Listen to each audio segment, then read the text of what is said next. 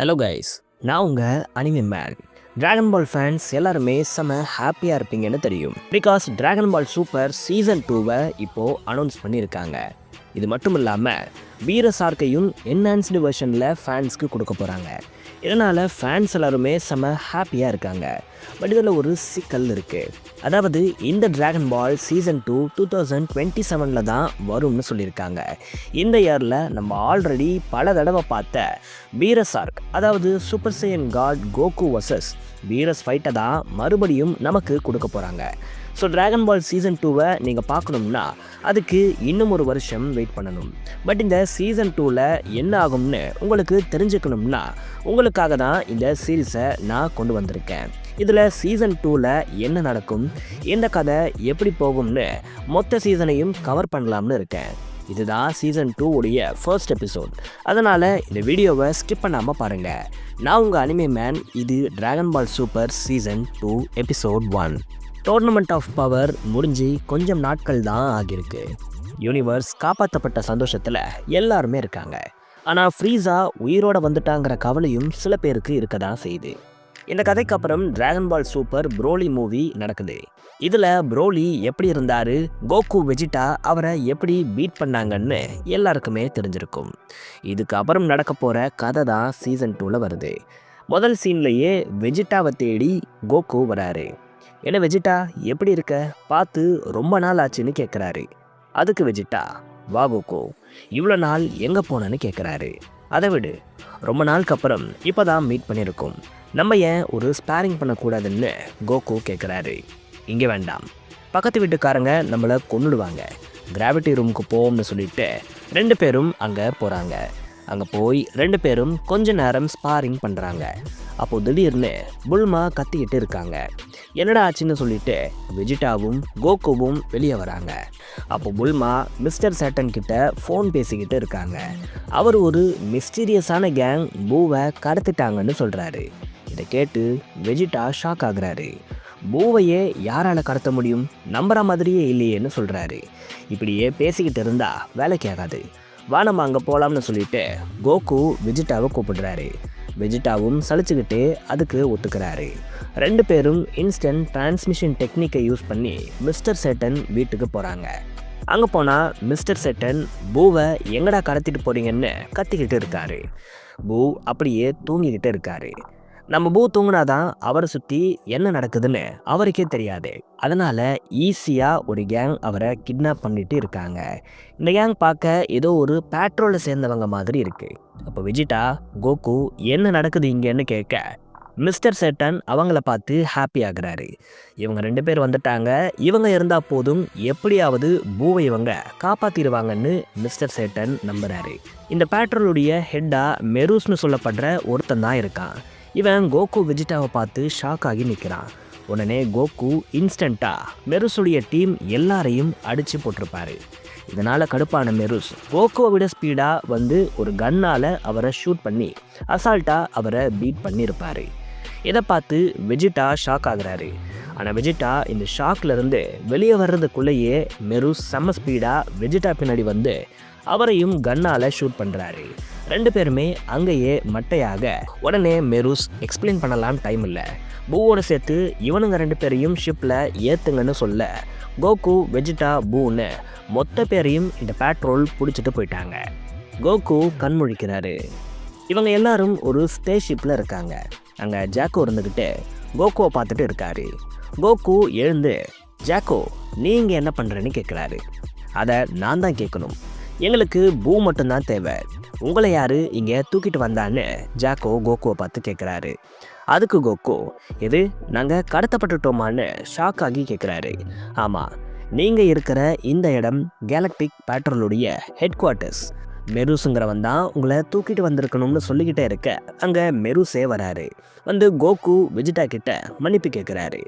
எதையுமே சொல்லாமல் உங்களை கிட்னாப் பண்ணது என்னுடைய தப்பு தான், பட் அங்கே நான் எதையும் சொல்கிற மூடில் இல்லை, நீங்கள் அதை கேட்குற மூடில் இல்லைன்னு சொல்கிறாரு. அப்போது பக்கத்தில் இருந்த ஒருத்தன், இவர் தான் நம்பர் 1 எலைட் மெரஸ்னு அவருக்கு இன்ட்ரடக்ஷன் கொடுக்குறாரு. இவன் நம்பர் 1 எலைட்னா ஏன் இவன் பூவை கடத்தணும்னு வெஜிட்டா கேட்குறாரு. அதுக்கு மீரஸ், எங்களுடைய கவனக்குறைவால் ஒரு கொடூரமான வில்லன் எங்களுடைய கேலக்டிக் பிரிசன்லேருந்து தப்பிச்சிட்டான். அவனை பிடிக்கணும்னா எங்களுக்கு பூவுடைய உதவி தேவைன்னு சொல்கிறாரு. அந்த கொடூரமான வில்லன் யாரு? அவனை பிடிக்க உனக்கு ஏன் பூவுடைய உதவி தேவைப்படுது? எங்களுக்கு ஒன்றுமே புரியலையே, டீட்டெயில்டாக சொல்லுங்கன்னு வெஜிடா அண்ட் கோகு கேட்க மீரஸ் அந்த கதையை சொல்கிறாரு. இந்த கதை 10 மில்லியன் இயர்ஸ்க்கு முன்னாடி நடக்குது. லார்ட்ஸ் ஆஃப் லார்ட்ஸ்னு சொல்லப்படுற இந்த ஒரு பவர்ஃபுல் காய் ஒரு டேஞ்சரஸ் எனிமியோட ஃபைட் பண்ணுறாரு. இந்த எனிமி ரொம்ப பவர்ஃபுல். ஏன்னா அந்த காயவே இவன் அடித்து துவம்சம் பண்ணுறான். என்னதான் காய் அடி வாங்கினாலும் அவர் இன்னமும் அந்த வில்லன் கூட ஃபைட் பண்ணிக்கிட்டே தான் இருக்கார். அந்த வில்லனும் அவரால் முடிஞ்ச அளவுக்கு அங்கே இருக்கிற குட்டி குட்டி பிளானட்ஸ் மேட்டார்ஸ்னு எல்லாத்தையும் தூக்கி காய் மேலே வீசி எறிகிறாரு. ஆனால் அந்த காய் எப்படியோ அதை தடுத்து இன்னமும் அந்த வில்லன் கூட ஃபைட் பண்ணிக்கிட்டே இருக்காரு. இது வேலைக்கு ஆகாதுன்னு புரிஞ்சுக்கிட்ட அந்த வில்லன் அவருக்கு பக்கத்தில் இருக்கிற ஒரு பிளானட்டையே அப்படியே அப்சர்வ் பண்ணுறாரு. அங்கே இருக்கிற லைஃப் ஃபோர்ஸ் கொஞ்சம் கொஞ்சமாக ட்ரெயின் ஆகுது. அந்த பிளானட்டில் இருந்த ஒவ்வொரு உயிர்களும் அப்படியே லைஃப் ஃபோர்ஸ் வெளியே எடுக்கப்பட்டு சாகுது. இப்படி எல்லா ஃபோர்ஸும் வெளியே எடுக்கப்பட்ட அப்புறம் அந்த பிளானட்டையே அவன் ஷ்ரிங்க் பண்ணி அப்படியே அதை டெவாரும் பண்ணுறான். இப்போ அவன் முன்ன இருந்ததை விட பவர்ஃபுல்லாக மாறிட்டான். இதை பார்த்த அந்த காய் இதுக்கு மேலே இவன்கிட்ட சண்டை போட முடியாது, இவன் செம்ம பவர்ஃபுல்லாக மாறிட்டான்னு சொல்கிறாரு. அப்போ தான் இந்த வில்லனுடைய நேமை முதல்ல ரிவீல் பண்ணுறாங்க. இவர் பேர் தான் பிளானட் ஈட்டர் மோரோ. இவர் செம்ம ஓவர் பவர்டாக இருக்கார். இதுக்கு காரணம் இவர் 300க்கும் அதிகமான பிளானட்ஸை டெவார் பண்ணியிருக்காராம். இதை பார்த்துட்டு இருந்த காய் இவனை அழிக்க ஒரே ஒரு வழி தான் இருக்குது, இதை நான் இப்போது யூஸ் பண்ணுவேன்னு கனவுல கூட நினைக்கலைன்னு சொல்லிட்டு ஒரு பவர்ஃபுல் பிளாஸ்டை யூஸ் பண்ணுறாரு. இது மோரோவை அப்படியே ஷ்ரிங்க் பண்ணுது. காயுடைய இந்த பவர்ஸ் மோரோவை கொல்லாது, பட் அவரை சீல் மாதிரியான ஒரு விஷயத்தை இதனால் பண்ண முடியும். இப்படி காய் எடுத்த அந்த முடிவால் அன்னைக்கு அந்த பவர்ஃபுல் வில்லன் மோரோ பிடிபட்டான்.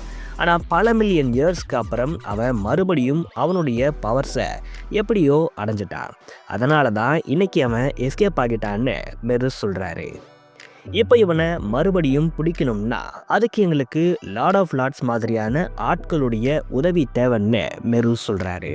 அதுக்கு வெஜிடா, சரி இப்போது இதுக்கும் பூவை நீங்கள் கிட்னாப் பண்ணதுக்கும் என்ன சம்மந்தம்னு கேட்குறாரு. சம்மந்தம் இருக்குது. ஏன்னா 5 மில்லியன் வருஷத்துக்கு முன்னாடி லார்ட் ஆஃப் லார்ட்ஸ் மாஜின் பூவோட ஒரு ஃபைட்டை பண்ணார். அப்போ இந்த பூ அவரை அப்சர்வ் பண்ணிருச்சு. இதனால் இப்போது மோரோவை டிஃபீட் பண்ணக்கூடிய பவர்ஸ் இருக்கிற ஒரே ஆளும் இல்லாமல் போயிட்டாருன்னு சொல்கிறாரு. அதான் இப்போது அவனை அழிக்கிறதுக்கு வழியே இல்லாமல் போச்சு. இப்போ எதுக்கு நீங்கள் பூவை கடத்துனீங்கன்னு வெஜிடா கேட்க அதுக்கு மெருஸ் ஒரு வழி இருக்குது. மாஜின் பூக்குள்ளே இருக்கிற லார்ட் ஆஃப் லார்ட்ஸை எப்படியாச்சு வெளியே கொண்டு வரணும்.